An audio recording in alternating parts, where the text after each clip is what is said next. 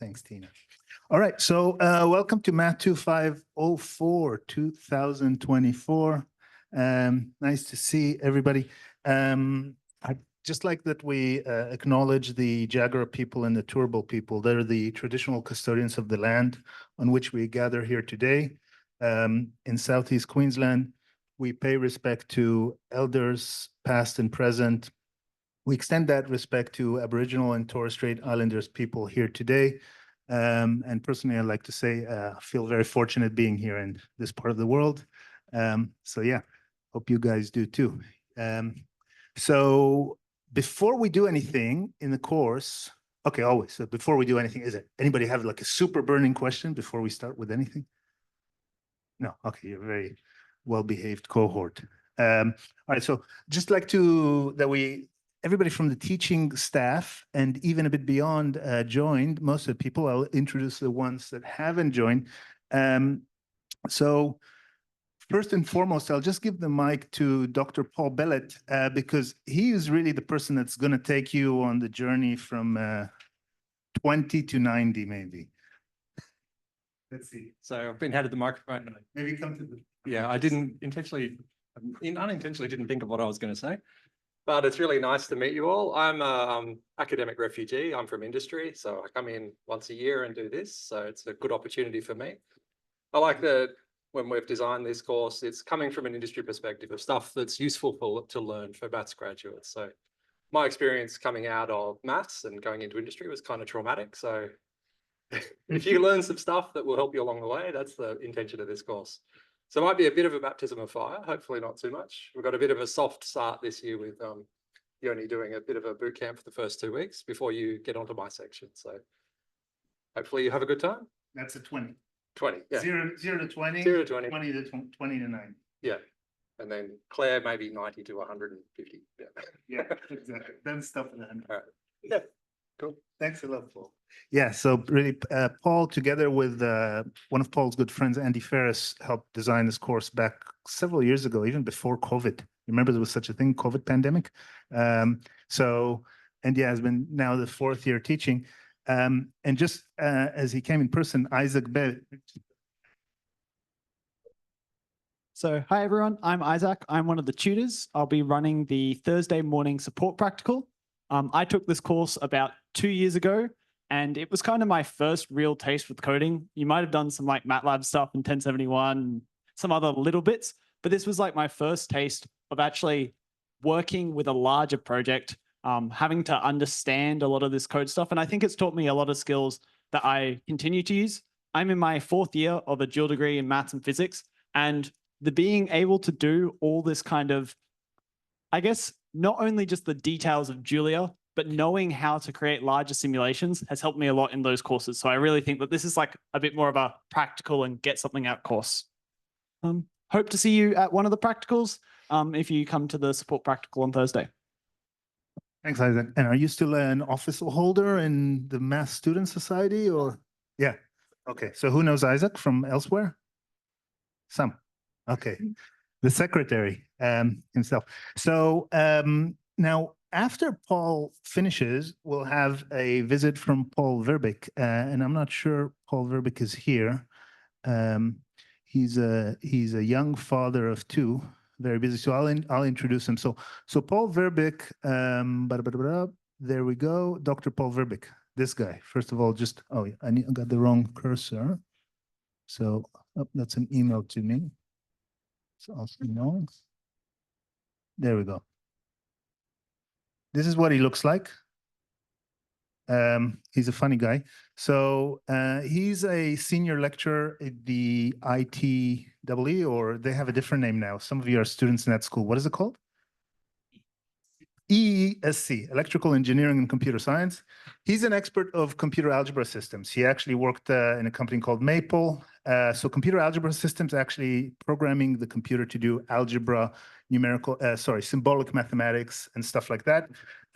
You'll develop a love-hate relationship with Paul Verbeek as the course continues because he's really there for project number 1. And then as Paul Verbeek will depart from the teaching, this is PV right here. You got PV, and you get onto the second part of the course, but also an intermediate visit. Here in Unit 5, you'll have Claire Foster teaching. So Claire, maybe you can unmute. Let's see if that works. First attempt at Zoom at home. Hello, can you hear me? Go for it. Did you get anything? Yeah, we hear you. Oh, great. Okay. I had some technology issues, but I switched computers. Should I introduce myself now then? Yes, please do. Okay, sure. Yeah, hi, I'm Claire Foster. I did a PhD in physics at UQ quite some time ago now. And since then I've been in sort of software engineering, various software engineering jobs, usually involving some kind of mathematics or physics stuff. But right now I'm working on the Julia compiler. Yeah, so I'm looking forward to teaching some of this course. It's going to be very exciting. Thanks a lot, Claire. And yeah, this is the first year Claire will join this course, but that's in person because in spirit, Claire knows Paul and Andy that helped develop the course years ago, worked in this company, Fugger Rome's, where other, as we'll speak about in a second, work. And frankly, I don't think if it wasn't for Claire, I don't think we'd be teaching Julia, and perhaps the Julia language won't be where it is.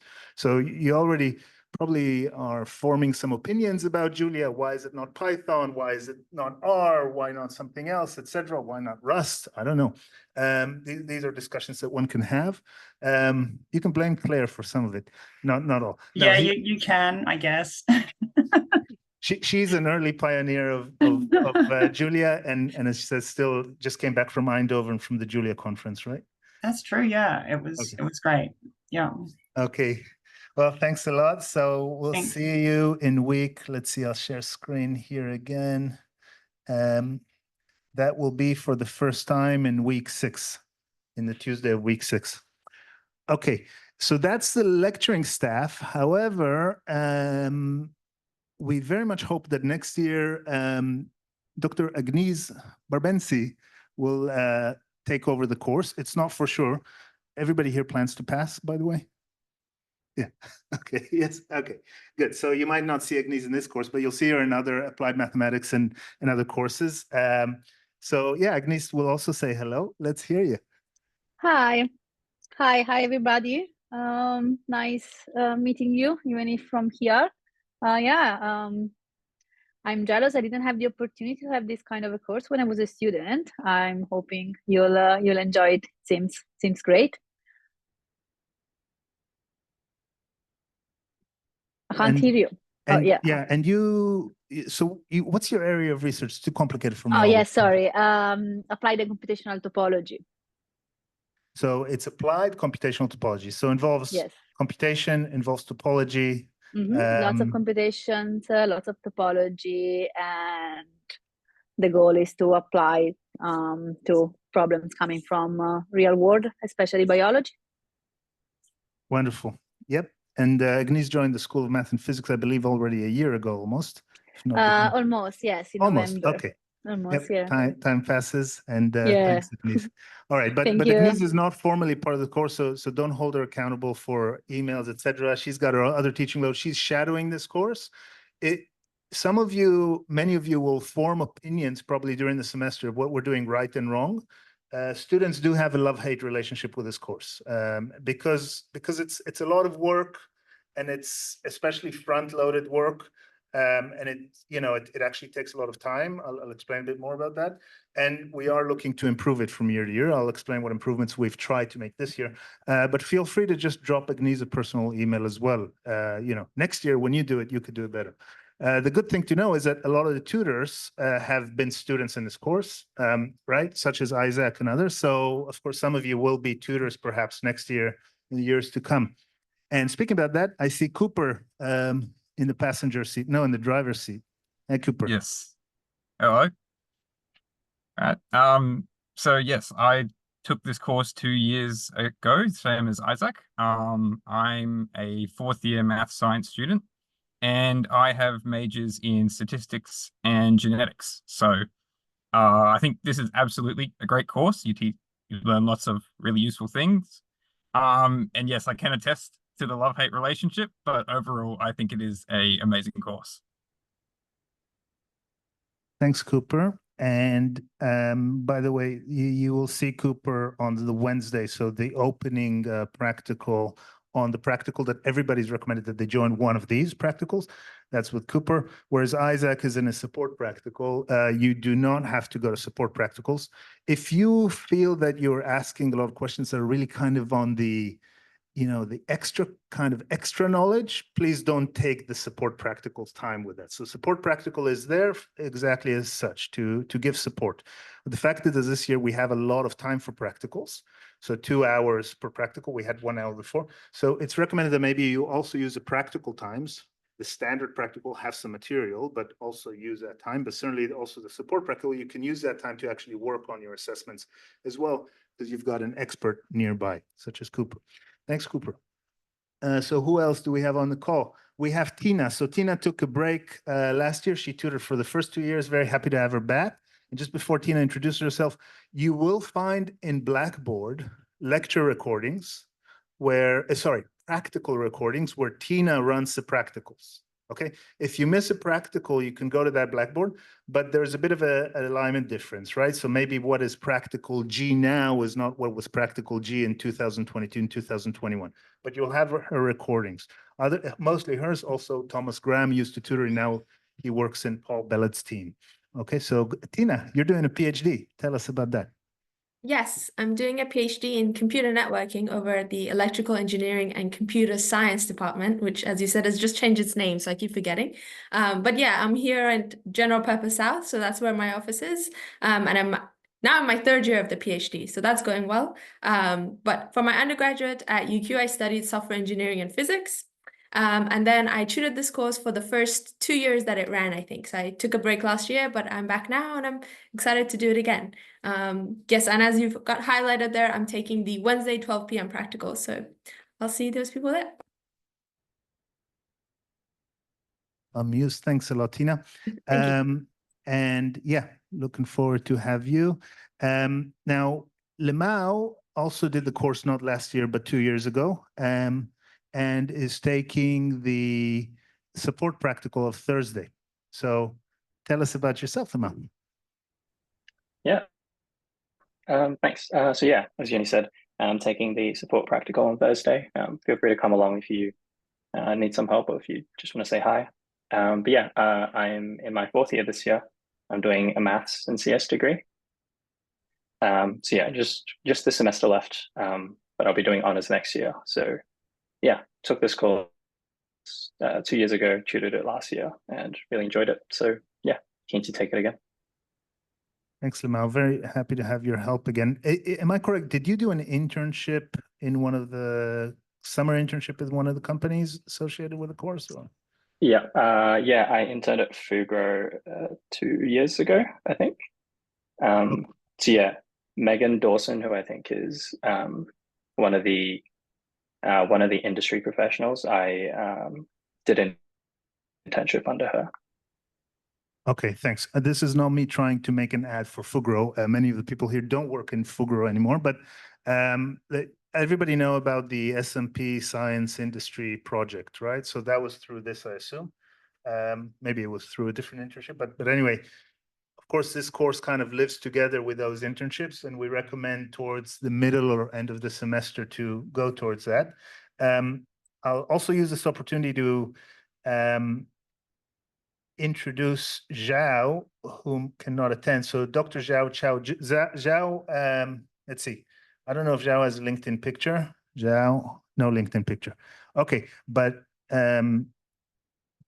he finished a PhD. I had the pleasure of being an associate supervisor, finished a PhD in stuff that's quite theoretical, although we called it applied probability, but a lot of theorems, equations and such. And now he's actually working at Fugro and he'll be the tutor so he's and it's as his PhD supervisor, we worked a lot. We did a lot of math and stats together. And now after kind of a couple of months where he's been working in Fugro, we still have an open paper. We meet once a week and I see he teaches me Julia stuff all the time. Fugro, by the way, is a Brisbane company that uses Julia. Other companies do, but not a whole lot, obviously not as much as Python. But you could explore all that a bit later. So Zhao will be on the Thursday, 4 to 6 p.m. Edition. He's also getting married this semester. Not sure if I was supposed to say that, Zhao, but congratulations. Okay, so who else is there from the tutors? I think, is there any? Oh, of course, Jack. So, hi, Jack. So, Hey, hi. Jack is special for us because he's the only tutor from the tutoring team that taught the course last year. Sorry, that studied the course last year, right? So, brings a fresh perspective to the teaching team.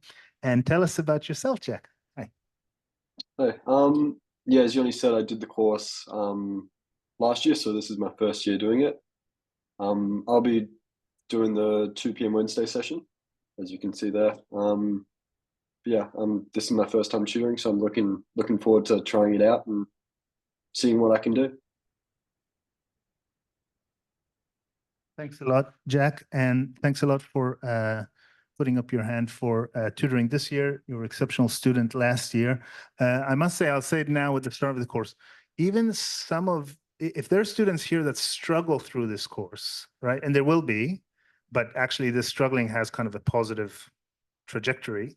Even if you don't get a top mark, that's not the case in Jack's case, obviously, but even if you don't get a top mark, don't hesitate to put your hand up at the end, of course, for tutoring next year, because you don't have to be top-notch programmer to teach programming, right? There are different teaching styles, etc. So we'd like to see all perspective. Just this is already a call, and of course, Jack answered this call at the end of last year, as other tutors the year before. So thanks, Jack. From the tutoring team, there's also so 2 people that can't be here. One is Leaf. So Leaf is actually studying both. Here, Leaf, literally. So he is studying medicine at the moment. He finished his degree in mathematics. He's studying medicine. But as you can see, he likes to keep his GitHub account active. So that's Leaf. And he is also tutoring for the 2nd year. He did the course 2 years ago. He's an excellent tutor.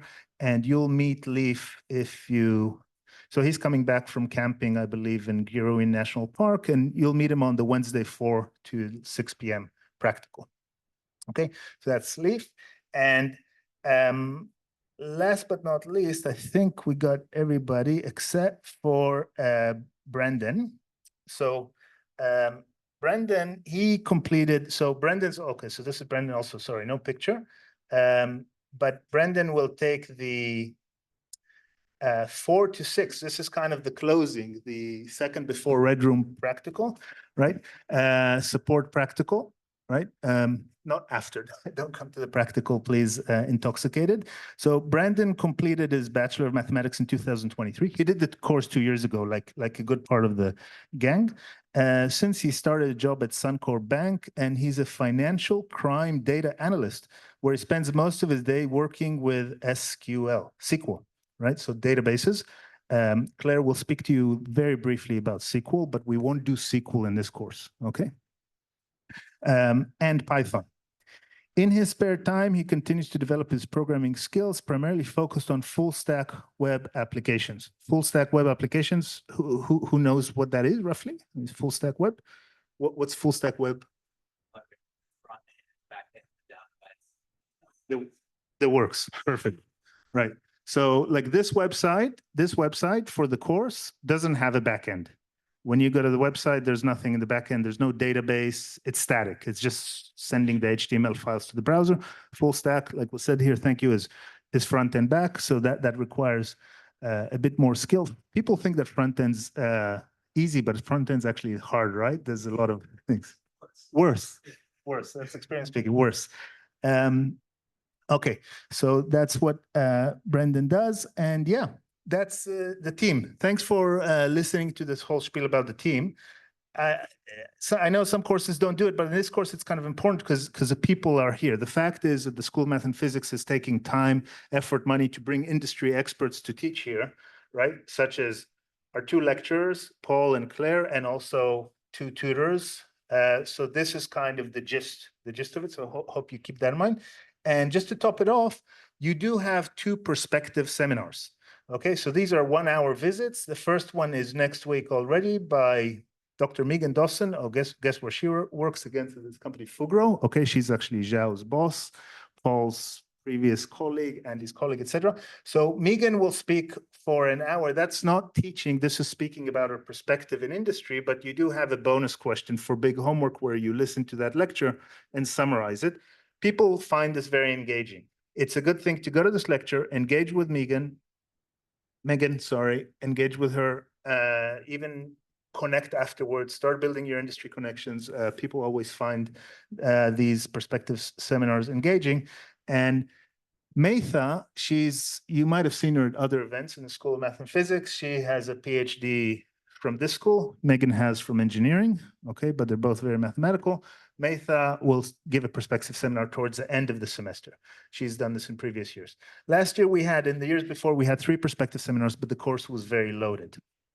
So just speaking about that, just so differences from last year are kind of clear now, and I won't say too much about it, but basically we've added what we're starting with today, this unit 1, which can bore some of you, I'm sorry, but can also be very important for others, okay? So that's this unit 1. It'll be kind of a slow start at doing things, whereas last year and in previous years, we just started, this was the first bit of the course, right? So immediately we had this kind of little thing, and Paul Bellette will deal with this in 2 weeks, okay? So that's what we did. But being fixed budget, with this unit going in, we had to kick something out, and it is this thing. So who came to this course excited about machine learning? Kind of as one of the, I see shaking head. No, a bit. Okay. But you've done many statistics courses. So I apologize ahead of time. We actually need to change the course kind of in the reader, profile, whatever, in the name, etc. We're taking learning out. There's data analysis, but there's no machine learning. It was always in the past 3 years, machine learning was kind of like the last thing. And then project 3, which comes during exam, you felt that too as a student, right? Okay, so you've got other dedicated courses in UQ for machine learning. We cannot do this in this course. Now, in general, the things we're teaching in this course, it's not so much about what we're teaching, simulation, symbolic computation, data analysis. It's about the fact that you're learning programming or reinforcing your programming abilities in the context of mathematics. Okay, so machine learning is not going to be there. Of course, we'll have some basic stats here and there, and there'll be data analysis. Okay. Now, last thing is about assessment. I'll just say this. Of course, you've read the course profile, and maybe you've seen this intro video. So just to be clear with the assessments, this course is low risk, high work, okay? If you do a course of 4th year measure theory and you have just a final exam, I don't know if that's the case for 4th year measures theory, okay? But you just have a final exam or an exam that's 60% of a grade, it's high risk, okay? Because you do good, bad in the exam, maybe the question on, the Radon-Nikodym derivative didn't work, and you're in trouble, all right? This course, that's not the case. You only have 1 point of, let's call it risk, which is a quiz. And many students actually do pretty well on the quiz. You do need to get, I think, according to the course profile, more than 60% on the quiz to get a 7. Okay, so if that's kind of a hurdle that if you, after the quiz, you've got less than 59 or less percent, no 7, I'm sorry. Okay, no big deal. Okay, sorry, easy for me to say, I don't need the grade, but that's the cutoff. But it's a rather low risk point. If you go to the quiz, you could see example quizzes, etc. There's not so much we can quiz. This year we'll do the quiz in class. In previous years it was at home. Okay, but it's kind of the quiz is going to be here. I'll get the admin details for it. It'll be on Tuesday, September 3rd. Okay, that's the quiz. Other than the quiz, you've got, in a sense, full control of the big homework, project 1, project 2, and project 3. Points of risk are big homework. First of all, you're working with a partner in big homework. You must, unless you have some permission due to some reason that you've communicated with me about, you must have a partner for the big homework. Okay, and of course, in exceptional circumstances, not everything in the world is divisible by two. Maybe there'll be a group or three or two, but generally it's partner. Okay, so that's a point of risk. Fighting with the partner, feeling that you do 70% of the big homework and the partner does 30. But let me please say that working with a partner that has less experience is actually a teaching and a giving experience for you. And we live in a community and society where we like to give and help. Teaching is actually a great thing, right? I mean, the educators here would agree. And getting to learn how to work with a partner is a useful thing. Still, that's a bit of a point of risk. Okay. People that did not succeed in the quiz last year, often what happened is they were stressed on big homework. Notice the prefix in big homework, BIG, it's big, okay? And they then one did one question, the other, even odd, even odd, even odd. So they weren't aware of all of the big homework questions. We suggest explicitly in the big homework, a leader for a question and a reviewer for a question. So both students from the team are across the big homework as you submit the big homework. Okay. But little risk because it's a homework and if it's good or not before you submit it. Same for the projects. The projects are hard. A lot of people do find project one difficult. We are now in the era of LLMs. What are LLMs? Large language models, the most popular being ChatGPT, right? But now there's Cohere, Anthropic, Gemini, Llama, Grok with a Q or with a K, etc. Look, you can use LLMs to help. Okay, LLMs won't do your homework fully for you, but they can help.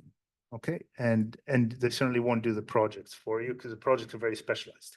There are systems today that can code a full stack application kind of end to end on something where there've been thousands, even more, hundreds of thousands of training examples on the web. But LLMs won't do project 1, 2, or 3 for you, but you can use LLMs to help.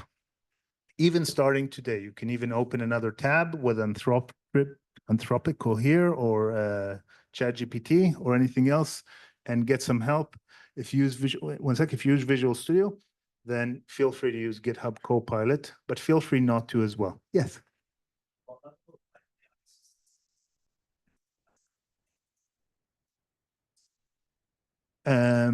Yeah, thanks for asking. So the question was what level of AI assistance is acceptable? So I'll tell you frankly, we don't have a policy for that because it's kind of a changing world. It's in transition, right?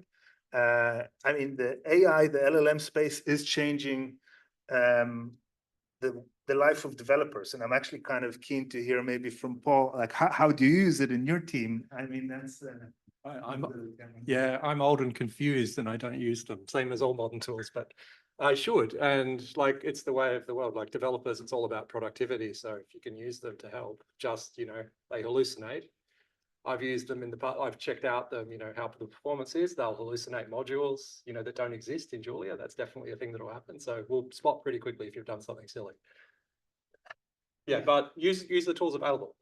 Whole point is when you're doing programming, it's we're not writing in assembly, we're writing in high-level languages. Use the tools to make it easy for you. Thanks. Fully agree. I'll also add that to answer the question just a bit further, every bit of code assignment that you submit, you should be able to explain and defend. And in certain situations, we have called students, hey, what did you do there? Okay, so what I did there, the output was output from GPT 4.0. That's not an answer. And I actually, in preparing even some things, I also used it for help. And sometimes I got kind of very obscure kind of language features that are not so explainable, right? So you have to be careful. But still, having said that, yeah, these tools are very powerful. Please use them. The point of the course is not to use them. Finishing this big spiel about risk versus effort. So with these projects, and project 3 is due just 2 or 3 days before the end of exam period, right? So you need to kind of manage that. The fact is that this is low risk, but it is a lot of effort. Okay, that's all I have to say about that. Are there more questions about this risk effort assessment? Oh, the hurdles for the project. So the weakest of the projects gets the average grade of the other two. Okay, and that's what goes into the grade. So often, every semester we had students that actually only completed kind of only a part of project one, so didn't manage to do it all. And then, as long as you got 50 on project 150 out of 100, if you got 60 and 70 on project two, project one's grade will be replaced by 65, the average of 60 and 70. There is a hurdle associated with the projects, and that hurdle is that where is it? It's someplace, it's here. That's also in the course profile. So you must pass all the projects. Okay, so you can't say I did great in the first two projects, I won't submit project three. Okay, as Isaac wanted to in his first year because he had enough for the course. So I see Paul Verbeek just joined. We'll just take another sec for you, Paul Verbeek. I already said all the bad things about you, but do you want to say something good about yourself? Hi, sorry, can you hear me? Yes. No, I'm sorry, I'm feeling real sick today. I was just sleeping. I just woke up in a panic, but I just wanted to say hello to everyone. I promise I'll show up for the lectures I'm supposed to give promptly. I'm going to be teaching you a little bit about computer algebra. I used to work for a company called MapleSoft. Some of you perhaps have used Maple or Mathematica or SymPy. I'm just going to prove to you that you can, in fact, use a computer to do pure mathematics. So I look forward to that. Thanks a lot. That adds to what I've said. Good stuff, Paul. Yeah, I'm sure it was all fantastic stuff that you were saying. My apologies. Yeah. You don't need. Oh, good. Thank you. Yeah, and I haven't said, I forgot to introduce myself. So I'm an associate professor here in School of Math and Physics. I'm actually working 40% at UQ. I 60% of my time is in my consultancy, where I also kind of give my time for companies. I've been doing that for 2 or 3 years. Frankly, this teaching journey of this course and the need to feed my teenage children has kind of driven me to do that. Okay, so that's what I do. I'm Israeli originally. I lived most of my life in Israel. That's where I got my PhD, etc. And I've been at UQ 12 years and happy to be here. This might be my last year in this course before I move to a different course. All right, any questions before we get into it? All right, let's do it. So open up your, thanks guys. All right, see Paul. So open up your computer if you have one. And let me just change modes.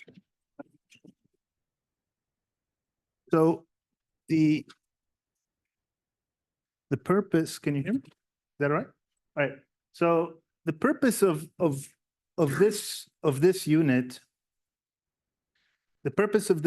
so, and by the way, all units are on YouTube from previous years. If you want to look ahead or stuff like that, they haven't changed, only with a shift of 1. So what was unit 2 this year was unit 1 last year, etc. Okay, just so you know. And of course, the lecturers will tweak their units prior to teaching.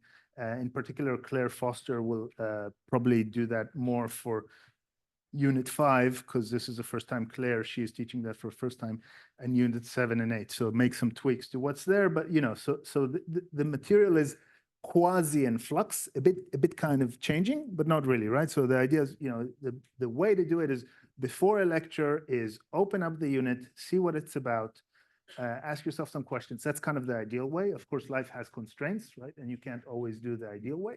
But that's the thing. And no matter what, it's good to kind of run either mentally in your head or in the computer or both every piece of code and kind of know what it's about. Okay, that's and there are kind of different levels to this. What we're doing in this unit is very, very elementary. So it might kind of bore a few, even though very few people here have probably programmed in Julia. Who's used Julia before? Before the course? Just a bit. Okay, and who's programmed in Python before?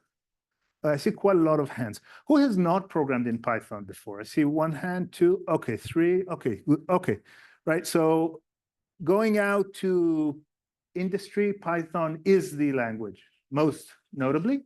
Well, unless you get a job in Julia or TypeScript or JavaScript or Rust or C++, right? Or R data analysis. So this, it's hard to say that something is the language per se, but Python is, you know, kind of the world's most popular language.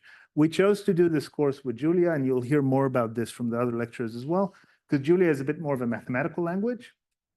Julia also has pluses. Every language has some pluses. The pluses are that it's very fast in execution time, even though it's pretty easy to use. Okay, so and who's used MATLAB? So we've got, okay, so that's all 1051, 1052 most probably, maybe some other things. That's being phased out at UQ. We'll see what happens next year and onwards. Yeah, I see some hands up, right? So, so Julia actually kind of borrows some syntax from MATLAB as well. So the idea of this unit, I'll take my print out of this, is that you run these pieces of code and we also discuss them. But first of all, I'll just show you what I mean by running. And we kind of do some very basic programming. Okay, so it's kind of really programming. If one has never done programming, that might not be the case here. Who feels that it's, who can honestly just raise your hand proudly, by the way, and say, I have never done programming. Like, oh, good, I see some hands. Good. Okay, good. So the whole point is that, you know, it's going to change very quickly. And if you raise your hand for that, of course, the support practicals can also help, right, if needed, but not necessarily. Programming is as easy as playing a cello. No, I don't know. I don't play cello. But okay, so what I'm going to do is open a terminal. Now, some of you, who has a Linux machine here? Ooh, hackers. All right, what's this? What is WSL? I don't even know what that is. Oh, we do subsystem Linux. Okay, good. Okay, so computers run 3 operating systems. Windows, Bill Gates, right? That guy. Mac, you know, oh, it's hidden. But under this, you've got the Apple thing. Linux. Which one is a free one? Linux, right? Linux is based on Unix. Unix, Mac is also based on Unix. Unix operating system is what, and you'll hear more about this from Paul and others. And, you know, when I was a student back in the late 90s, like undergrad students like you, I thought that this type of interface that we're doing now, so I'm going to do what files I have, ls, you know, shows me the file. I thought this won't exist in 2024, but it still does. Even though we have AI and a whole bunch of things, it's still relevant. So this is a command line, okay? In Windows, in Linux, you have a shell. In Mac, it's called terminal. In Windows, you have the command prompt. But what is the application that we're recommending to use for Windows here? Somebody read the course website, got all the way to the boring end. Bash, git bash, right? So on Windows, which probably is more than half here, if you go and you get the tool, which we call git bash. So it will give you a command line on Windows, a terminal, a shell, something where you put commands which feels Unixy, Linuxy, like the Mac has built in, or like the guy at the back, the WSL running Linux inside his system. Okay. All right. So here I've opened this, and first, now this is not programming per se, right? This is just some commands. I'm going to do cd to tilde, and you'll actually do this with Paul a bit later. Okay, you don't need to get here everything. So everything we say in the course here has a Poisson distribution of the number of times it's said. Okay, the Poisson distribution has a support of 0, so maybe we never say it, and you just need to know it. You need to look it up. Okay, or it could be said once or twice or 3 times. So like the fact that this tilde here is my directory, which is my which is kind of my home directory, will probably be said a few times. So I'm just going to change to a place which is just on my computer. So this is just navigating to that directory, and I'm hitting tabs. And in almost any programming environment, certainly in the ones we use, you start to type something, then you hit tab. Okay, tab will autocomplete. If the programming environment, whatever it is, knows how to autocomplete, it'll do it for you all the way. If it's not sure, like if I'll just do pro and I'll hit tab, it just went up to where it can, but it can't. So I hit tab again, and you know, only when I hit tab twice, it gave me the 2 options. So in this case, just the folder git mine has two subfolders. One is programming bootcamp, which is not relevant, and one is this programming course. So all I did was just change directory to this place. That's not the important thing. What am I going to do now? I'm going to run Julia. Okay. So now, what does it mean to run Julia? I ran an executable file on this computer. It's like ran an app, right? Apps, the phrase app was invented kind of roughly with this, but before it was programs, ran a program. This program is called Julia. Julia in itself is a programming environment where I can run other programs. Okay, but it's this little world of Julia, this little task, this little process of Julia is now running. And I can do my first command, 1 + 1, no shift enter, no control enter, nothing else, enter, and I got a 2. Okay. Right. Similarly, if I now hit Control D and I'll write Python, now this might not be installed in some of your computers. If I write Python and I'll do 1 + 1, also get a 2. So that was Python. Okay, so the programming environment is running in the windows of my shell. I'll again hit Control D and Control L, that's on a Mac. Okay, to clean this, and I'll run Julia again. That's my Julia, and I'll do version info. And look, I do version and then hit tab, and the only thing in the namespace following version is version info, so it auto completes. And if I do version info enter, I'm not going to get exactly what I want. Is this an error message? No, it's not an error message, but version info is a function that came with this Julia installation. It's a very kind of built-in function. It's something you can do. Function, I mean, you're all mathematicians, right? Of sorts, of different forms, right? Who can recite the mathematical definition of a function kind of very briefly, quickly? Yep. That's a number based on the input. A number, okay, even more generally, yeah, it's getting there, but it's good. That's like the high school, yeah, even a bit more, but that's good. Yeah, a bit more, yeah. Sorry. Cross product. Oh, yeah. There exists every pair. You're saying it well, because I got what you're saying. So what you're saying, it's a subset of the relation where for every second element of the tuple, there always exists one. Well, for every one of the first, there always exists one. Was this roughly what you were going to say? Yeah. Okay. So that's a function. So in programming, do you know what this is called? A pure function. A pure function. So it's kind of a function that you can compute. Like here's a pure function, square root of 7. Okay. It's pure because for every input that I give it, it gives an output. Okay, that square root is, of course, very similar to the mathematical square root. Okay, sorry, if you just don't believe me, let's do square root of 16, because square root of 7, I'd be concerned if somebody knows here the square root of 7 by heart. Okay, or at least the first few digits, all right? So that's a square root. By the way, in Julia, you can do /square root tab 16. See, I told you it's a bit more mathematical, and then everybody feels happy. Haha, we got square root. Okay, /square root tab. Okay, so this autocomplete to the Unicode characters, square root tab. Okay, try it if you're running. Okay, these are pure functions, all right? They're pure functions. They're functions that have input, output, but they don't change anything in a system. Let me do a non-pure function. X equals like this. This is like an empty list. Push to X. Hello, class. Now I run X in this. Okay, so I did here a whole lot. I started X as like an empty array. Then I did this function. This function was actually called push exclamation mark. Okay. I gave it X and I gave it hello class. And now it added to X. Hello class. It pushed, it appended. Okay. It's not a mathematical function. I mean, you can say it's a mathematical function in the sense that it took the state, the memory that's in here, and it made some transformation on it. Okay. But that's not really so. It also had some external behavior. It changed X.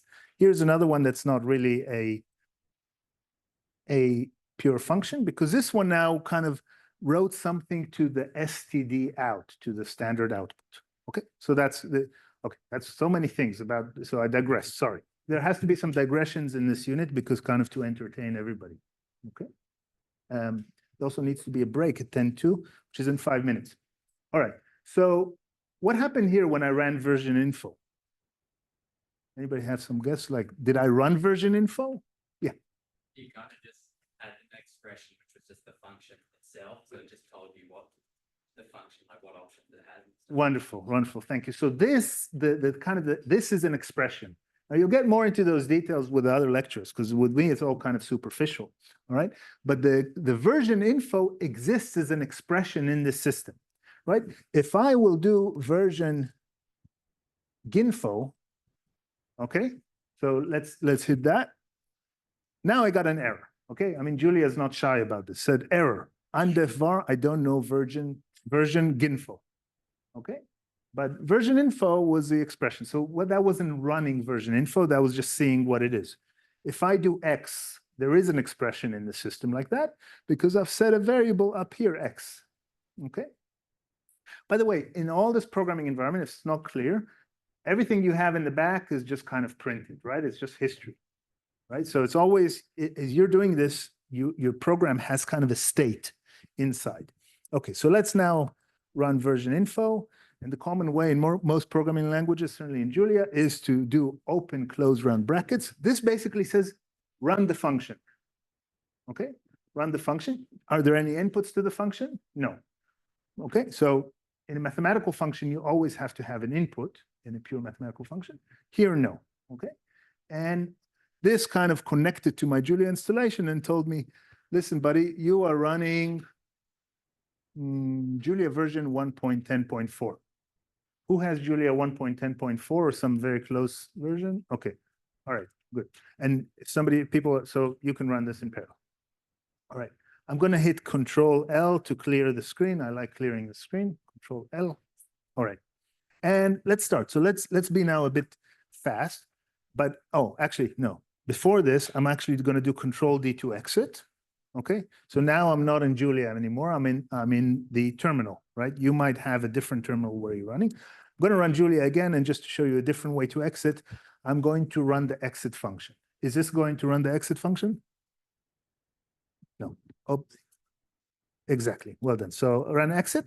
That was just like hitting Control D, right? Now, by the way, shells also have an exit, but we don't call them functions. I'm going to do exit here from the shell. Okay, exit, that's an exit command. That's a shell command. Okay, I mean, the phrase function is a very well-defined thing in Julia. Okay, and in programming languages, command, it's a command, the exit command, up that kills the shell, process completed. I can't do anything with the screen anymore. I need to close it. Done. Shell, new profile, homebrew, there we go. Okay, and I'll increase the font again. Oh, I need to go now to where I was. So now look, if I do arrow up, and that's common in shells, I get the previous command, okay? So if I do arrow up, I can go through my history. If I do history like this, I see this is all of the stuff. Oh my God, this is make assessment. I'm working on your big homework, right? So that's the history. That's stuff I did earlier today, me and others. Okay, so we have another digression.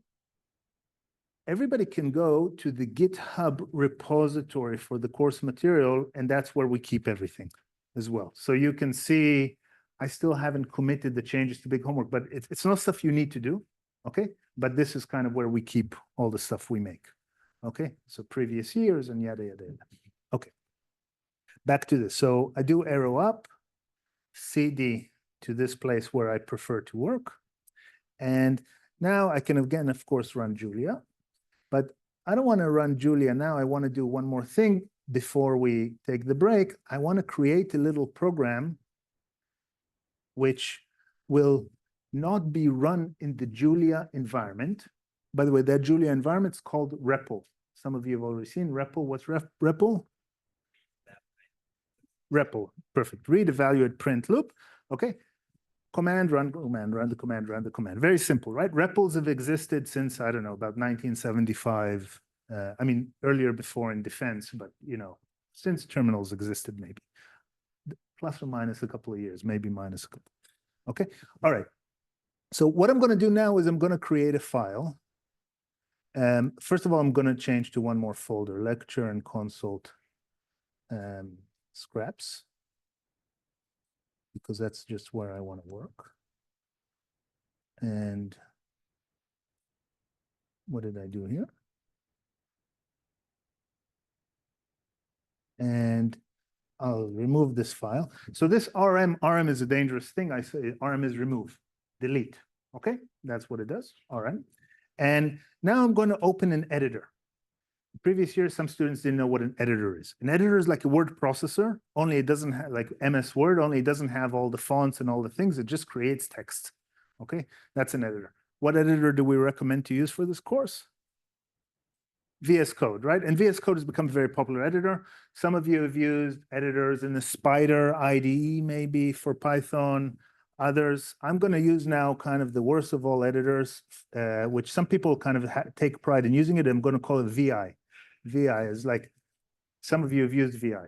VI is like a bad editor. So what I did, okay, again, you don't have to reproduce this per se, but you will towards unit 3, like in Unix. Most of this course in command line, most of this course is not about this, but this is only the stuff we have to do around, right? It's just like, imagine that we were doing mathematics in the 17th century. Probably the first lecture would be how to use a felt pen, right? And only then we'd get to like the mathematics, right? So this is kind of the felt pen of it. All right.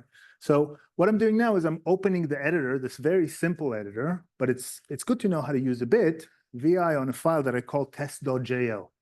What's this .jl? .julia, it's a suffix for the file, right? Which says it's a Julia file. That's kind of the convention. What's a suffix for a Python file typically? .py, right? Just like for a word is .doc. Okay, so with this suspense with VI open, it's 5:52. Let's take a break till 6 and restart at 6. And if anybody needs installation help, please ask. We'll go till 7. Okay, so with these 5, this is like kind of 5 till 7, if you don't mind.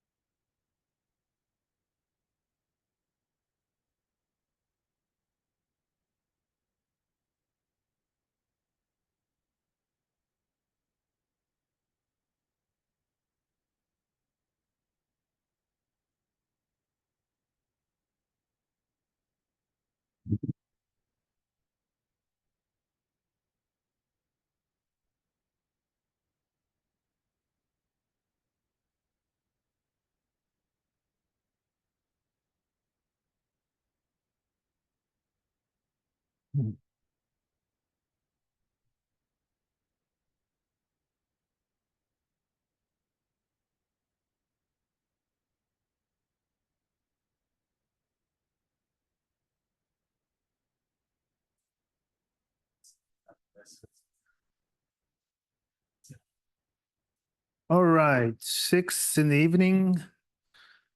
So there was a question during the break, and I think it's relevant to a good part of us, Windows users. I'm sorry for not testing this myself earlier. So the point is, if you run git bash, so some of you might have not installed git bash, just relevant for Windows users, okay? Mac, Linux, continue as you were, okay? So if you run git bash on Windows, and then, as Francisco showed me, and then you run Julia there, the keyboard input doesn't get to Julia, okay? Why? I'm not sure. Well, there's something going from the std in, the standard input, through git bash, doesn't get to Julia. So I Googled, I said, trouble running Julia REPL in git bash on Windows, and got this thread. Now, the Julia discourse is a general place where people ask a lot of questions about Julia and get answers. Just like Stack Overflow, if you know Stack Overflow, etc. And, this question was asked with a lot of detail in December 2023. The way these questions are asked are often, the more information you give in the question, the better. Now, when you read the answer, you typically don't need to read the full question. You can always go typically to the second response already, right? So to kind of look for the answers, because somebody had roughly the same problem. Long story short, it might not work so simply, and it might not work with Julia up. Now, if you watched the installation video, that the one I made just a couple of days ago, so the addendum, not the one from a couple of years ago, we're using this thing called Julia up. Julia, you don't really need to use it for this course, Julia, but it's useful, like for me, because some of my consulting work is in Julia, and I use a different version of Julia than Julia in the course, so I can kind of change which Julia version I use. That's what Julia version does. It's not a package manager. It's not for installing packages. It's for installing different versions of Julia, okay? Apparently, Julia up doesn't play well with git bash. And there doesn't seem to be a quick solution, but there can be a workaround. Like Francisco said, we'll do a batch file. A batch file is a Windows script. A script is like a little program that runs command line. It's not in Python, not in Julia, but in just commands. Okay, we'll find that out. The immediate workaround now is if you run git bash, you cannot run Julia from there, but that's not a big deal. Just open another command line window and run Julia. Okay, that's because the reason we want you to have git bash if you're a Windows user is so for some git commits, which is the whole thing of git is git and the GitHub service, but more importantly, git is a very important thing you'll pick up in this course. By the way, you won't become a git expert in this course. I'm not a git expert. Claire Foster, she is, and Paul Bellet is, and probably a few more of our tutors. Git is kind of a complicated thing, but the basic thing is with Git is kind of to upload and, well, you'll hear much more about Git. Done with this spiel. Any questions more about that? Other questions? Okay, so we were about to do something very exciting. We're in this VI, and I'm just now going to write a program. Now, when I wrote my first program in 1983, I was in grade 3. It was in BASIC, in a language called BASIC. And the way the program works is like what we're doing now. You write the program in a file, and you run the file. Okay, people still do this today as we're doing now, right? But it's different than having, here, I'll open a new tab here and run Julia. It's different than kind of programming interactively like this or via Jupyter, right? So what we're going to do is we're going to write a program. So the program is going to be print, hi, what is your name? Question mark space, close quote. Okay, so these quotes are strings, okay? They're strings, that's kind of human language, right? Now this is print like the Python print. Yes. Oh, yeah, make it bigger, sorry. Yeah, thanks.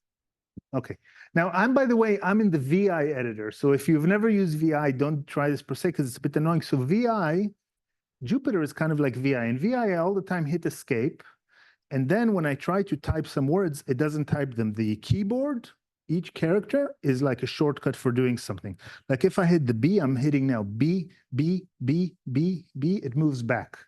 And if I hit W, it moves forward a word. Okay, that's VI.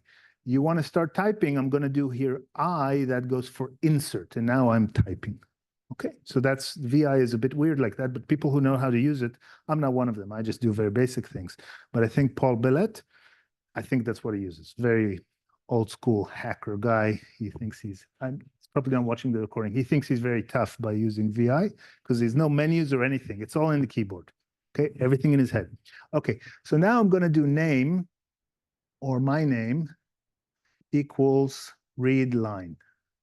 Now, in the course material, we don't have this read line function because the way we create this course material is using a program called Weave. You don't need to worry about that, but weave.jl, which kind of prints everything into one thing.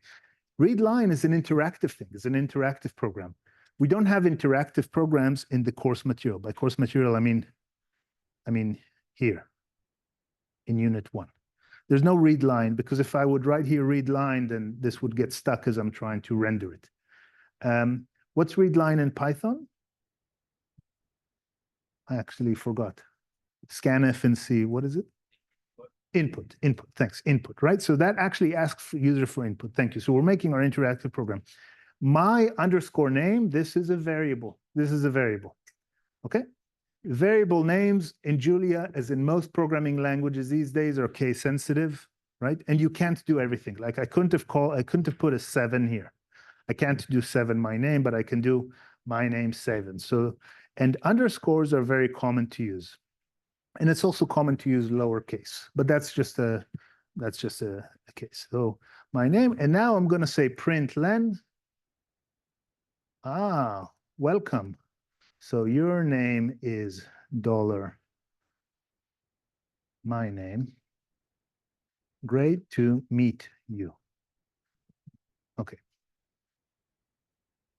I hit escape. My program is done. This is my 3-line program. So what functions am I invoking here? What functions am I calling? What are the three different functions? What are they?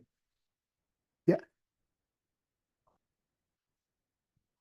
Okay, right. Thank you. Print, read line, and print line. So in Python, print by default, unless you give it another argument, prints with a new line. In Julia, print, what are you guessing it does? Doesn't print with a new line. Okay. Print len prints with a new line. Okay. Now, I have 2 strings here. I have this string, and I have this string, this one that you're seeing here. This other string, I'm doing some magic. I'm putting $1 inside, which actually says, take that string and replace whatever's in the variable my name and put it in that string. You might have seen it with Python with what's called F strings. That's, but there's not a course in Python, but just those of you that kind of want to relate this to Python. Okay, so I'm going to do now escape. I want to get out of this VI. So the way you do that in VI, again, the VI is not the important thing here, is you hit the colon and then that puts a command line down below, and I'm going to do WQ, and that's write quit. And this VI is not the important thing, okay? You could have done that in Notepad. You could have done this in Visual Studio Code. Okay, you couldn't have done this in Microsoft Word because it would not save a text file. It would save like a doc file. But if you export it as text, where every character is exactly there, then that would work. Let's see what files we have. So ls shows me what files we have. So there's only test.jl. Okay, and let's even print test.jl to the screen. This kind of prints the file. Cat is the Unix command to print your file. Anyway, you'll see this later. Now, what do I want to do now with this file? I want to run it. I want to run it. Mac operating system does not understand Julia code. It understands Mac executable code that's been compiled to Mac, okay, which is machine language code, okay? But if I run Julia and I write the name of the file test.jl, then this is kind of like a function, but it's not a function. It's a command. It's the Julia command. And the first argument for the command is test.jl, which says, take this file and run it. So this is how you run a Julia program. You've done such things with Python programs, perhaps some of you. Python, myprogram.py. Enter. Hi, what is your name? Jacob Smith. Ah, welcome. So your name is Jacob Smith. Great to meet you. Okay, first program. All right, that's it. Questions, thoughts? Okay, let's get to, so we've run things via a program like this. We've run things through the REPL like this. Let's now get to my favorite, certainly not the favorite of other people, Jupyter. Jupyter. Who's used Jupyter before? And who has not? Please, loud and proud. If not, okay, good. Okay, good. Just important to know. Jupyter is the following programming environment. First of all, just running Jupyter in the way we have it here is a bit of a pain. Okay, so let me just adjust here a second. Okay, so I'm going to run Julia. Now, in the installation video, you would have seen to install iJulia. If you still haven't done that, please do that. Also get support, etc. if needed. But now I'm going to do using iJulia. Okay. And this is a Julia command that says, please use other functionality available through this package called iJulia. iJulia is a package which is the Julia implementation of Jupyter, or interfaces with Jupyter. And now I'm going to run notebook. And I'm going to run this function, notebook. Okay.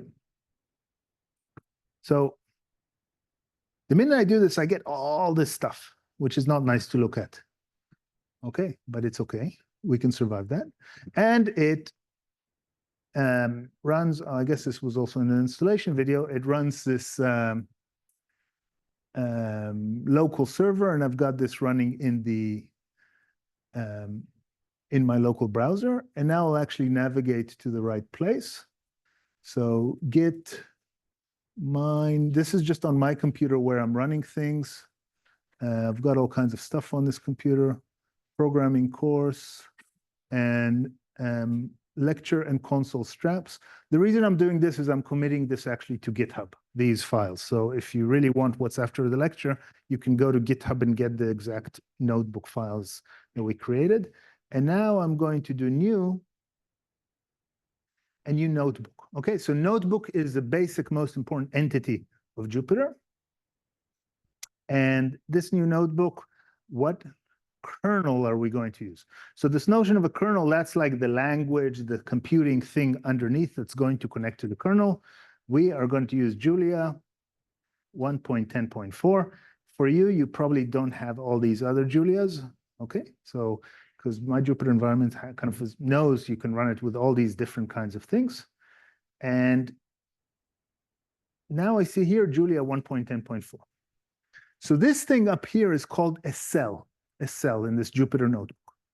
And a cell is kind of similar to a command in the REPL. Okay, it has code that you run. It also has different types of things. We'll see in a second. Okay, so I can put the command 1+1. Okay, the command, well, command is a bit loose. Let's call it the expression. Julia, please compute 1+1. Okay, I'm going to hit enter and get heavy disappointment. Okay, because when I hit enter, it didn't execute it. It wanted the next command. I could put multiple commands. I can put println, hey guys. And then I could put 2 + 3. So I could put like 3 commands like this, right? You could put many in the cell. The way to run a cell, the most important thing in Jupyter is, well, shift enter. You can also do control enter. So shift enter runs the cell. Okay, it ran that cell. What did we see as output? Did we see this 1+1 as output? No, as output, it only shows you anything that was printed or plotted, if something was printed or plotted, and the last expression. Okay, so it said, hey guys, 5. That's the output of this cell.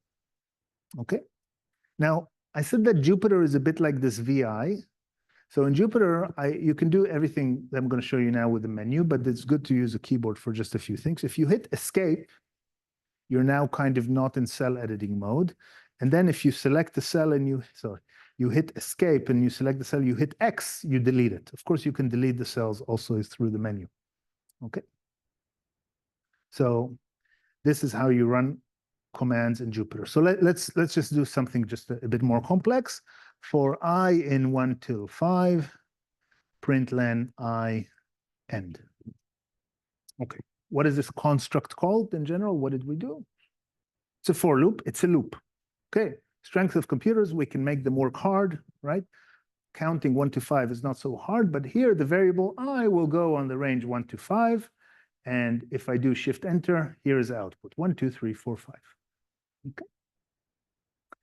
What's different than Python syntactically? Just some differences for those of you that do Python.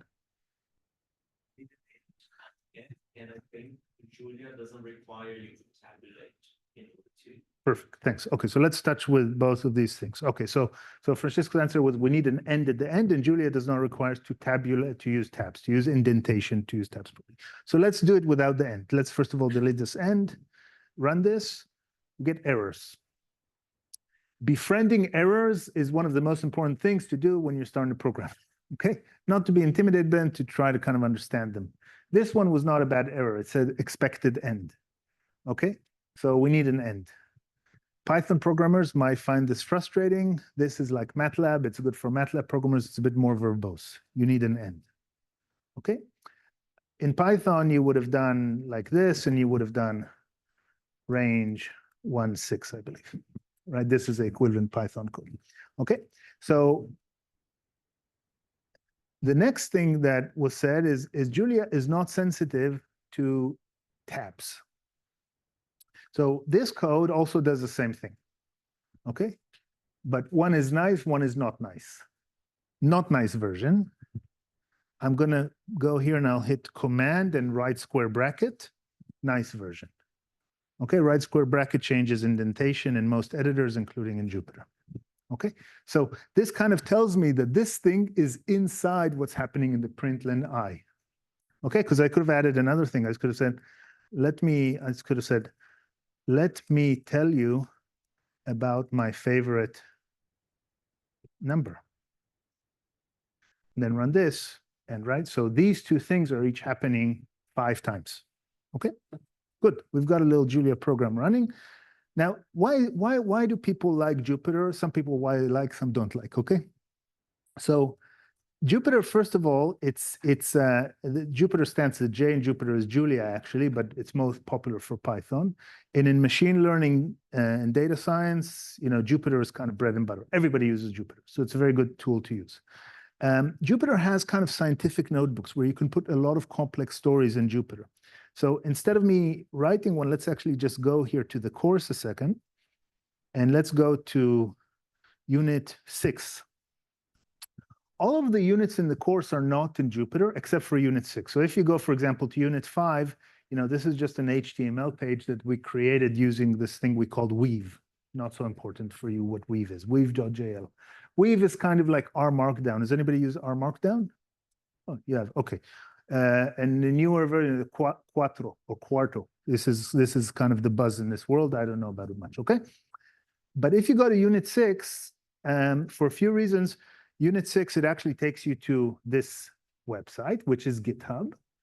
And this is a Jupyter notebook. We're just seeing a preview of it. We're seeing a preview of it inside the GitHub website. Now, what do I like about this notebook? Because I'm sure you do too. I mean, everybody likes the rational numbers, right? But you can do math together with code. And there's not too much of it, or maybe hardly any, because this is Paul Verbeek's. This is a symbolic algebra unit, okay? But you kind of combine math and code, but you can also do plots, okay? So Jupyter allows you to do these things, okay? Now, if you go here, and you go to a cell, and let me create another cell. So to create another cell, I like to do escape and B, and it just opens a cell below, okay? So, but you can do it in different ways. I can change the cell from being code, which means Julia code in this case, because a notebook is always in one language, Julia or Python or R, okay? So our notebooks are Julia notebooks, but I'll change it to Markdown. So it's in one executable language. Markdown is a different language, okay? Markdown is who's done something with Markdown? Some. Who has never heard of Markdown? Some too. Great, perfect. Markdown is the simplest language in the world. This is text in Markdown. Nothing, it's just English, okay? but I can format it a bit. So I'll show you in a second. So first of all, let me just run this cell. How do I run cells in Jupyter? Shift enter. Okay. And okay, the output of the cell was like this. So when you run a markdown cell, the cell, see, this cell is code. This cell is markdown. See, I'm here, it says markdown. I'm here, it's code, markdown. When you run a cell, it doesn't show you the source, like the code, and then what it does, it just changed it. Okay, this is text in markdown. Maybe markdown needs to be capitalized. I don't know. Markdown can do things like lists. And then let's go Julia, Python, and JavaScript. Shift enter. You see the list becomes formatted. The nice thing about Markdown, I mean, many things can do lists. Okay, I mean, these bullets existed since, I don't know, the dawn of time. All right. But the nice thing is that even when you look at Markdown code, it's still kind of readable, right? I mean, I sometimes write emails and I've still yet to figure out when my email program will replace a star with a bullet and when not. Okay, this is readable. Okay, now Markdown can also do headings, right? So Markdown can do headings. Top heading, less important heading,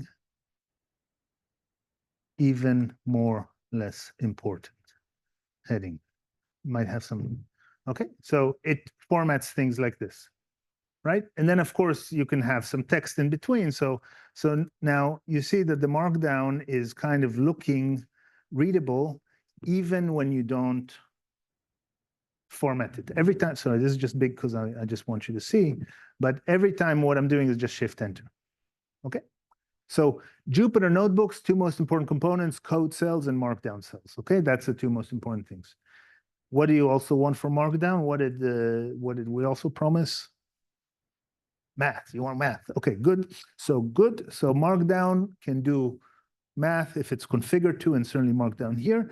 So here I'll do $, and I'll write stuff in this language.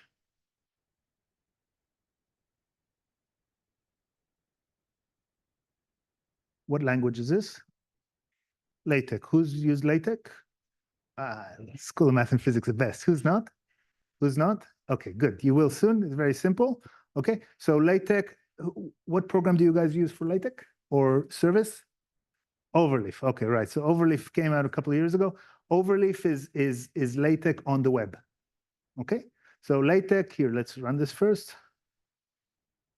Look, we got an equation. Okay, so Markdown also has equations inside. It's not a full LaTeX engine. LaTeX does a whole bunch. LaTeX is kind of all the scientific papers we write in mathematics, physics, computer science are in LaTeX.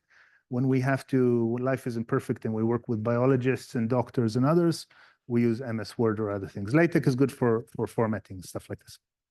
Okay, so you've got Jupyter down. Now, some people don't like Jupyter, and the reason is that what are differences between the Jupyter? Oops, sorry, that's not what I wanted to do. Let me just close this. What are differences between Jupyter and, let me open here another REPL.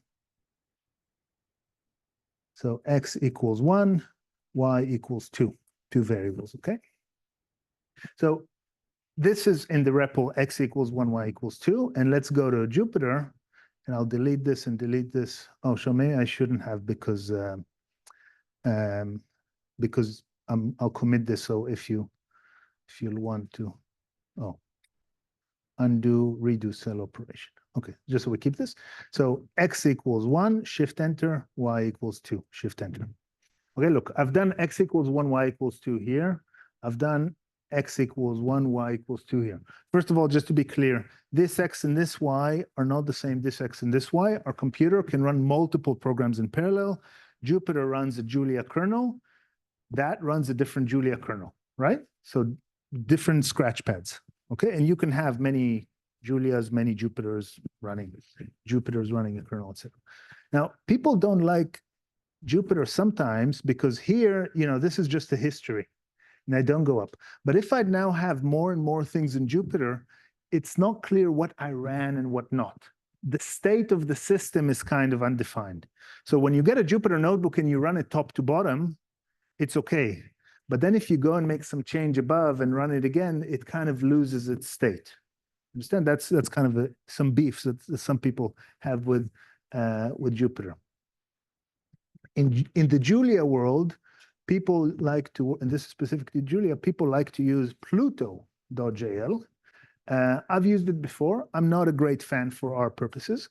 Pluto.jl is this type of notebook where there's continuous consistency. If you really want to try something, try Pluto. It's kind of cool. Okay, but it's very Julia specific. But Jupyter is really a good skill for the data scientist, computer programmer, applied mathematician, etc. Any questions, thoughts? Well, okay, so having all this, I feel I'm speaking a lot. And are you guys feeling you're doing enough? Maybe not. So because I'm speaking and you're, is it? Oh, yeah. Okay. So how to do LaTeX in Jupyter? First of all, you want it to be a markdown cell. The way I like to convert markdown cells, hit escape and then M, and you see it change to markdown. Okay, but you could have used a pull down. Then hit enter to write there. Well, I didn't like this. $, and frac, here's LaTeX, 1 on X.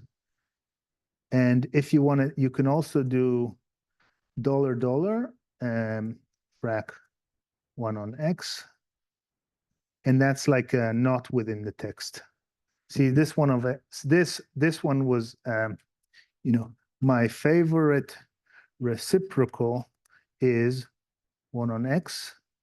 This is in line with the text, and this is kind of a displayed equation. Okay, that's how you do it.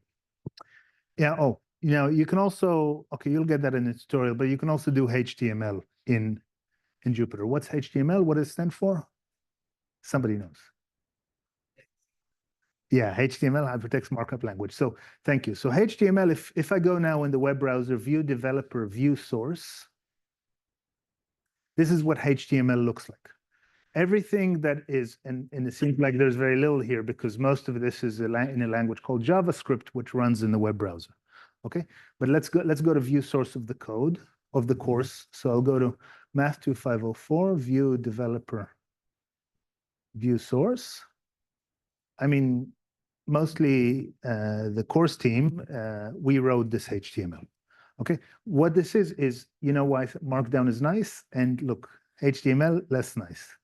This is how you do a list item. Okay, unordered list item, and these are the units of the course. So the thing is that you can also include such HTML. So let me copy this now and put it in the Jupyter notebook in a markdown cell.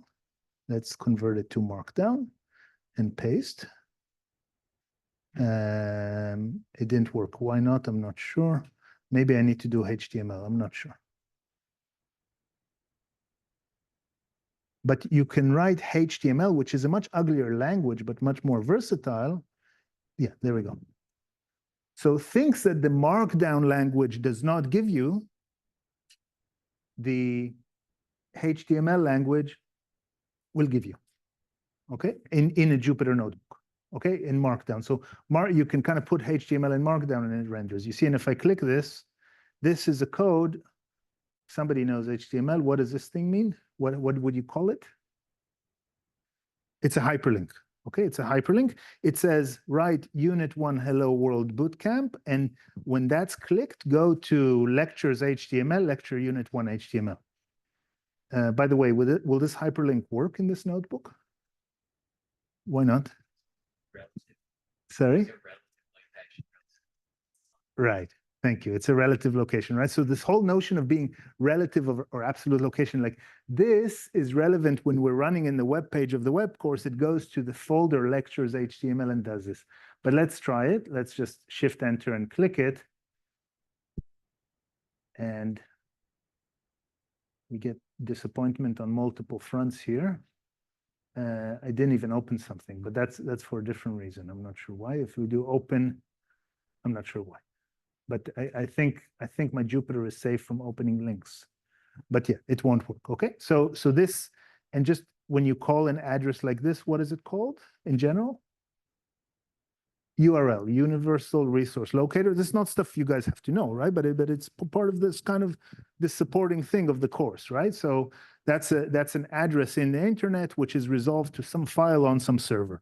In this case, this is a server, right, which you're using here in the School of Math and Physics, courses, SMP, etc. All right, let's now get to business. So, more questions, thoughts? Okay. So now we won't even run everything, but make sure that you can. So hello world, you got this. 1 + 1 × 3. Do you see the difference? Just like in, I think for my son, is it called BOMDAS? BOMDAS? Something like this? Yeah, some of you might remember still. I never knew this is called, but BOMDAS, right? So I did 1 × 3, took order of precedence over 1 + 1, right? So that's why this was 4. This is why 2 × 3 is 6, okay? So we already see 2 uses. There's not enough characters on the keyboard, by the way, right? So, for example, the brackets, right? These round brackets, is there some function being called here? Well, there are 2 answers to this, but is there a function being called like the simple answer? Yes, with these round brackets? No, it's just saying, please do this expression first, right? The longer answer, and you'll see this more, there is actually a function being called, because in Julia, everything is like a function. So what it's actually doing is it's doing something like plus on 1, 1, and then it's applying the function times of whatever that is by, by 3. Thank you. Right? Now, this is, of course, not beautiful, but in a sense it is, because you're applying the plus function on the arguments 1 + 1 and applying it to 3. But the expression here was not, where are we? Lost. The expression here was not a function call. It's just order of operations, just an expression. Just do this first, right? Of course, you could have put brackets around everything. Okay, tuple. So one of the most important things in a computer language is keeping things in some form of collection beyond just a variable, right? And in the most basic thing, all we have in the computer is RAM. What's RAM? Random access memory. RAM is kind of like this computer, I don't know, if it maybe has 16 gigabytes of RAM, okay? Right, so when I was very small, I had a Commodore 64. It had 64 kilobytes of RAM. Okay, that's RAM. Okay, so that's your memory, that everything appearing on the screen, etc., is in RAM. Now you want to put things in this RAM, so there are different ways of doing that. A very simple way is called a tuple. This concept also exists in Python. Okay, and this is another use for these round brackets. Okay, so let's do a tuple here. So hello class, and you can't see, and neither can I. Hello class 24. I'm doing \pi, hitting tab. Okay, and that. Okay, so by these round brackets separated by comma, I've gotten a tuple, and here I just get this tuple. By the way, in Julia REPL, if you want to get the last thing that you had, it's called ans. Okay, so if I do ans, it's just answer. That was like the last output. Not so useful, but a bit useful. Now, let's use the Julia function type of, and I'll do type of ans. Like it's asking us, what is this? Now, the whole notion of a type is like an important thing, because things in a computer could be different things. So let's do type of ans. How do you type of, what's type of in Python? Somebody know? Just type, right? Thanks. Okay, so that worries me. You know too much Python. Okay, no, so that's not this won't be like type won't be, no, it's okay. That won't be, of course, that won't be in Python of Psi 1000. Okay, I don't think. Maybe it is. I'm not sure. So type of an ans, it says, oh, the answer here is a tuple. And now Julia uses these curly brackets. It's actually a tuple where the first thing is a string, the second one is a string, the next one is an int64. What do you think the 64 stands for? Bytes, gigabytes, megabytes. Say bits, 64 bits, 64 zeros and ones. Okay, when we put a whole number in Julia by default, it's going to have 64 bits. Okay, So 64 0 and 1s, you'll touch a whole bunch of bits later with Paul. Okay, bits are kind of central to what we do. Okay, and then this other thing is weird. It's irrational pi, because Julia, I said it's kind of mathematics built in out of the box. So pi, if you actually do /pi tab enter, you actually get this says this is pi, but it doesn't say it's pi is not the floating point or 64-bit floating point approximation of pi. It's actually pi, which of course is not stored in memory because pi has, you know, the computer would explode immediately, right? But it's represented there. Okay, so that's a tuple. Okay, so you now know how many uses for round brackets? 3, right? Function calling, order of operations, and tuple. Wild guess, what if I do this 1984? What is this? Yeah. Okay, let's see. I think you're a good guess. Type of ANS. Oh no, it's just an int. I also wanted it to be a tuple containing one number. So the thing is, Julia now doesn't know, the language doesn't know, did I just mean the number 1984? And just because I'm very, you know, I've got like brackets OCD, you know, I put brackets around everything. Does it want it because of that? Or is it a tuple? So guess how would I tell Julia that it's a tuple? Yeah. Comma. Okay, let's see. 1984, comma. Of course, this is not nice, right? But now if I do type of ANS, I get a tuple of N64. Okay, right? Of course, now if you've never programmed, you see this, you go, what is all this useful for? Okay, but this is kind of a bit of a basic thing. So you can program without going into these little subtleties. Okay, let's continue. Getting to business, what do we expect? Well, we expect to do all this. It's supposed to be a boot camp. Boot camps are kind of things that happen very fast, okay? So variable x equals 3, memory has 3. Expression x plus 25, 3 plus 25, 28. Type of x, now we didn't do type of ANS, we just said what is the type of the variable? It's an int64, okay? Technically, if you have a very old computer and you install Julia on that very old computer, slightly older, it'll be 32 because int would be in 32, okay? But 64 bits is most of the integers. Size of x. So what do you think size of did? What's this 8? 8 what? Bits, bytes. How many bits are in a byte? 8. Is it a God-given reason? Like some things are, the fact that a bit is 0 or 1, as far as we know, is created by her Almighty, but there's only 2 options. Yeah, yeah.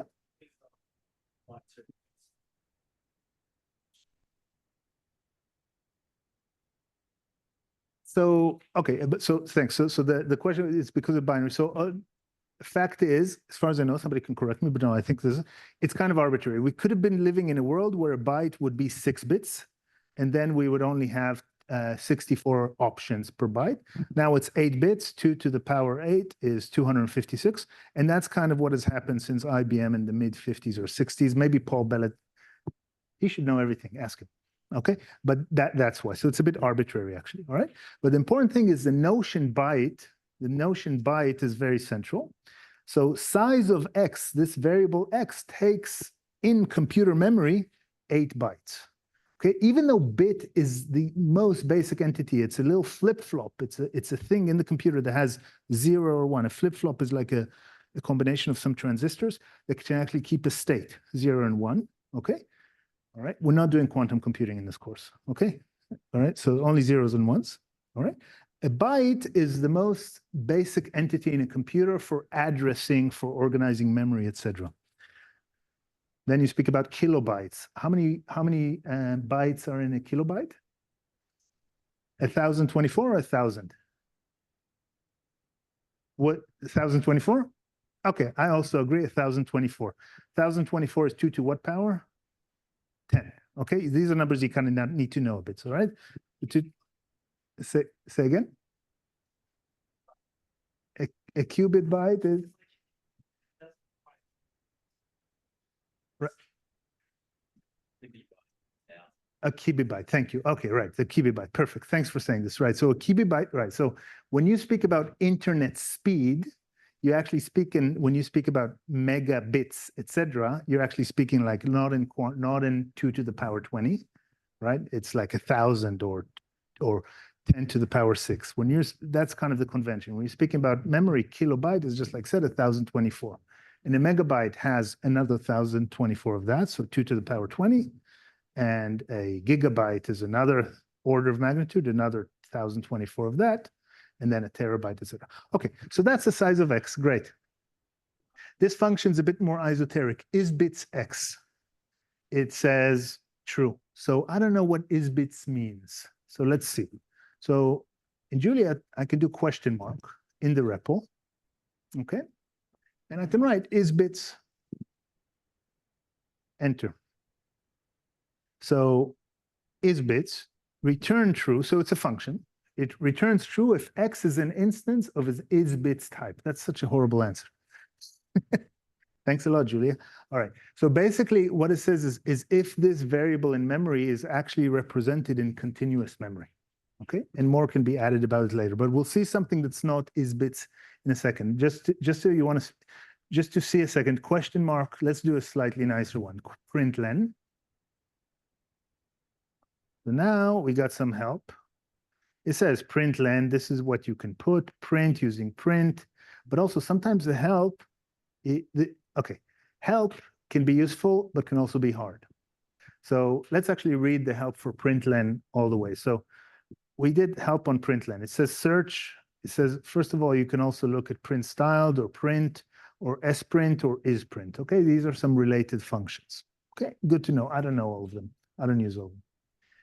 This is quite a complex thing. It'll take a while to really understand what it means in terms of the language. But what I would say, it's like the function signature. The function signature. So it actually says what you can put into println. Now, what it says is you can put something which is called an IO, and in this square brackets, it means you don't need to worry about it. It's by default. So maybe I'd like to do println to a printer or to the network or to a file or something else. So I would put something here. And this is what I can println with a 3 dots. So this wasn't very informative. Okay, but it's still, this is called the function signature. Let's just do it on one more thing before we get back to println. If I do question mark on square root, oh my God, I get a lot of stories. Scroll up. The signature is just square root of X. Okay, it doesn't give me a complex signature. Okay, if we go back to println, so sometimes the help can be a bit hard to read. So you need stuff that's hard to read and you don't understand, just read over it. It's kind of important. So it says print using print, really, thanks a lot. No, but that actually says that println is not the real function. It's only print is like what's used and then println kind of uses it. Okay, to IO, to an input output, followed by a new line. What's a new line? It's a new line.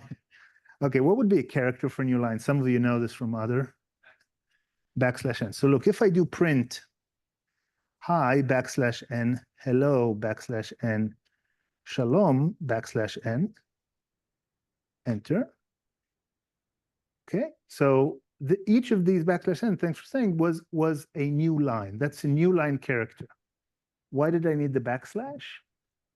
It's a common mechanism for saying inside a string that the thing I'm going to do is going to be some special character. Some other backslash somebody knows here? \r, less common, but I don't even want to try it. Something a bit more common, but yeah. \t. Okay, so so look, by the way, I'm doing just arrow up on the REPL. Of course, you can do arrow up. And let's do a T and a T. So what's a T? Tap. Okay, so these are special characters. Okay, let's move back to the print, followed by a new line. So basically it says that println is just like print, only that afterwards it puts a new line. Okay, that's a line. If IO is not supplied, prints to the default output stream std out. So you'll hear more from other lecturers, std in, std out, etc. These are kind of the streams of characters that are communicating with your program. Okay. See also print styled. I've never used print styled, but now I know there's such a thing. Most important is examples. Here's an example. And here's an example where we use something called an IO buffer. Okay, so let's look at this example. Okay, so again, we just wanted help for println, but we got into this hole, so let's look at it for just a second. So this, what do you see special about this string, first of all? Like, Well, we haven't seen much in names before. This IO buffer. Yeah. Capitalized. Why would it be maybe capitalized? Yeah. Okay, sorry. It's a type. Okay, sorry. So this is an answer for somebody who's programmed before. Okay. So in Julia and also in Python, that's also common. Things that are actually types that are not functions or variables, they're actually other types in the system, and you'll create your own types in this course. In an object-oriented language, types are called classes. Like you can create a class for a window, a class for a dog, a class for a document. In Julia, kind of like the world of C, types are called structs, right? So types have capitals. Well, they start with the first letter capital. Here, because IO stands for input output, they used capital I, capital O, capital B, but this was convention, right? By the way, I can do a question mark IO buffer, okay? And then I'll get a description of this type, okay? But let's just get back to this example. So I'll just do question mark again on println. So it says create IO is IO buffer. Now we see the semicolon. You haven't seen this yet. Guesses what it does? Semicolon, semicolon. Let's just try. 1 + 1, semicolon. Suppress the output, right? Sometimes we want to run something, but whatever it runs and prints to this, we don't want to see it, okay? So if we do IO equals IO buffer, like this, I get as output some ugly stuff. Okay, this is actually the representation of what this IO buffer, whatever it is in a second. But if I just do like this, I've suppressed it. Okay. By the way, if I do now type of IO buffer, IO, what do you think we'll get? IO buffer, right? So it's like it created some IO buffer. What is this IO buffer? Let's see. Well, what they say is you can do println. This is not the common way of using println, but it's also not an uncommon way. You can do println into an IO, some IO buffer. You can give it some stuff. Now, this is also another use of println before we park for a second the IO buffer. Look, you can do println I love space math space 2 + 5.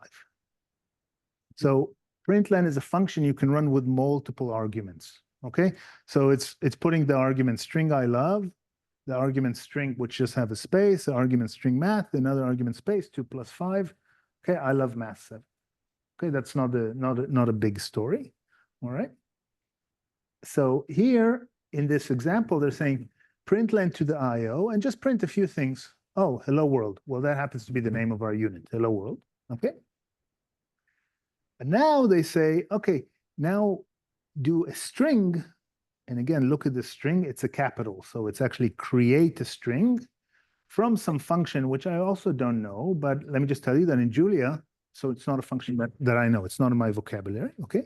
The exclamation mark is part of the function name, okay? It's not some special character.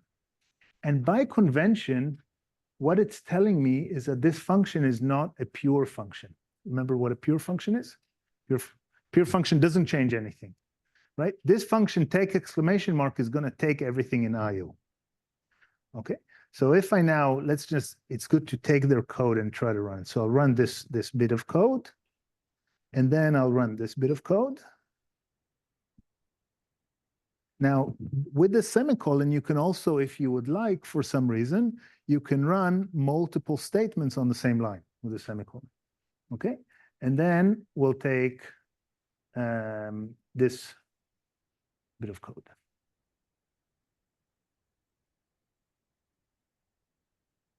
But here, let's just put and call it my string.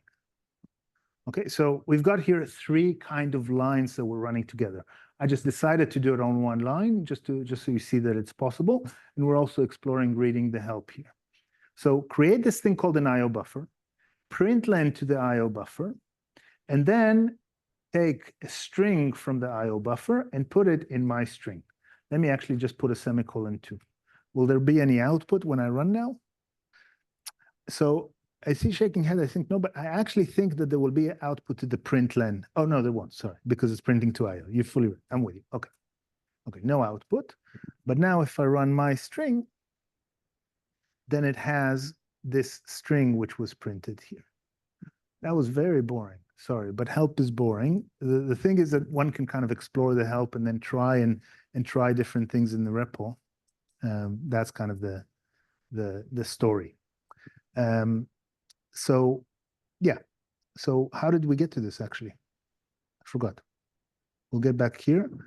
I see everybody wants to go, but we just have a couple more minutes and we need to utilize the time to just to unit 1.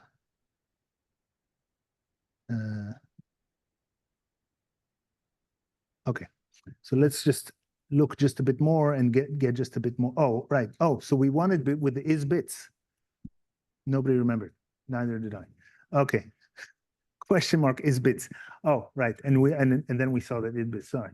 Okay. See, at age 50, you only kind of have a memory buffer that kind of, remembers things from the past, but not from 5 minutes ago. All right. So that was just to see of is bits. So then if y, what is the type of y? It's a string. Okay. So a string is a collection of characters. All right. The size of y 4, because it has 4 characters. Is it bits? No. It tells us these characters are not represented in memory in a very specific way. Okay, here we see something else, and this is where Julia is useful. You've already seen \pi. I can do \eta, for example. You know the Greek letter eta? Yeah, okay. If I do tab, if I do tab, this character gets replaced by eta. Now, if I had like a very big keyboard with all the Greek characters, I would just press eta, but I don't, right? So I have to do \eta. Now I'm going to run this. What do you think we'll get? Yeah, undefined. I mean, the character eta is defined, but there's no variable eta. But if eta is, my magical constant, 1 divided by pi, for example, right? Then it's defined. Okay, so pi is defined, eta is not. Yeah, yeah. Yeah, great question, right? So what was noticed in the back, because before, pi was like, ha, ha, ha, we are the Greeks, right? So pi is like, the infinite pi, right?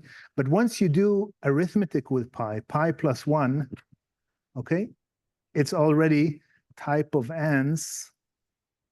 It's a float 64. That's it. The perfect world has been broken, and we only have 64 bits for pi plus 1. Okay. All right, next. Size of y equals p, etc. Okay. Another important thing. What's the difference in Python and JavaScript between double quotes and single quote? No difference. I hate it. Why no difference? Like you need a difference. Okay. So why? Because some people do that and some that. I mean, there's some uses because you can put one in the other, etc.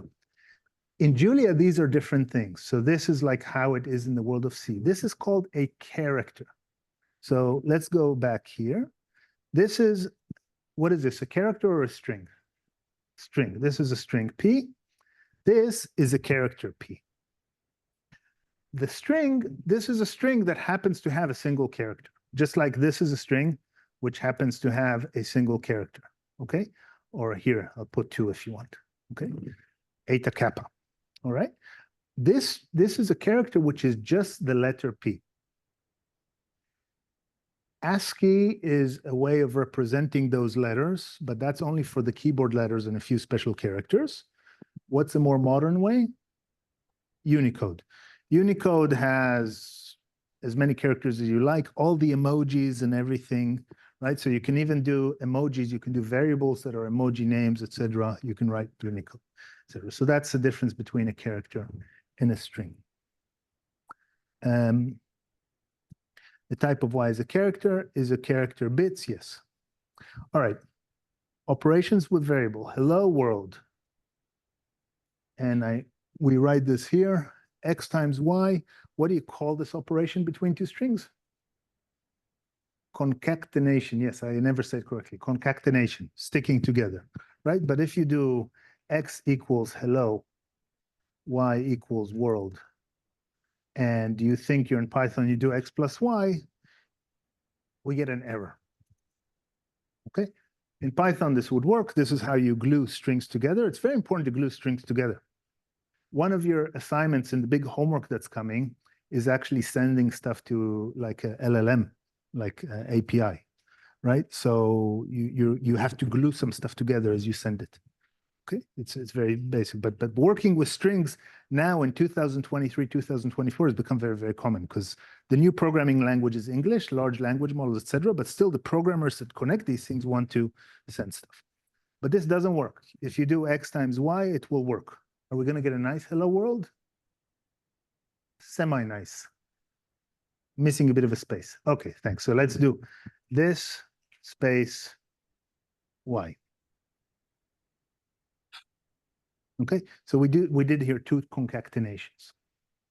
Let's just read this error though. You're going to get a lot of this errors. Error, red, method error. So a method is an implementation of a function. Okay, a function in Julia is like square root, the square root function, the println function, etc. Now, if I do methods square root, I'm going to see now all of that's not an error. These are all of the square roots I can run. I can run square root on a complex. I can run it on a big int. You'll see what that is in the big homework. Big int, big homework, get it? I can run square root on a big float, okay? I can run square root on complex, all kinds of stuff, all right?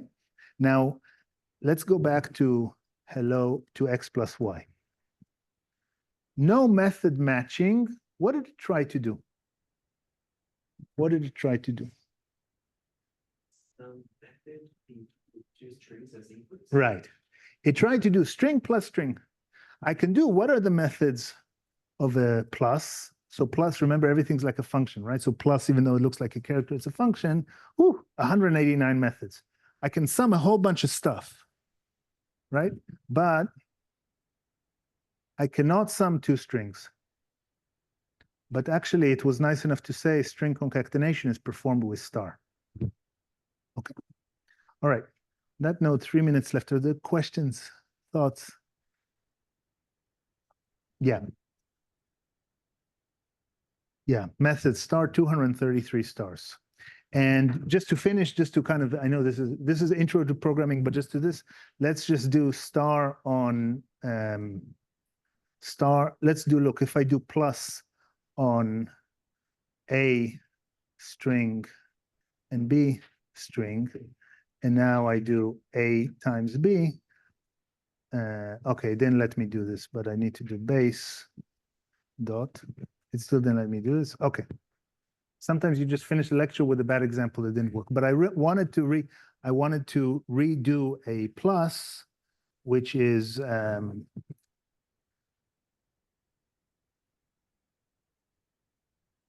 okay. So now I can do x plus y. You don't want to do this because now this kind of Julia now knows how to do hello world. So what I did here was I said I take the plus in the base, which is in the base system, and I'll make another function where I can do add two strings. It's basically going to concatenate it. Okay, this is not important for the bootcamp. Next week, which is tomorrow actually, sorry, tomorrow at 6 p.m., we continue the bootcamp. Try to bring your laptops as most of you have done and just play in parallel, especially if I bore you, and we'll get through the bootcamp. Thanks, everybody. Thanks. And get a partner, please, for big homework. Questions from home? No.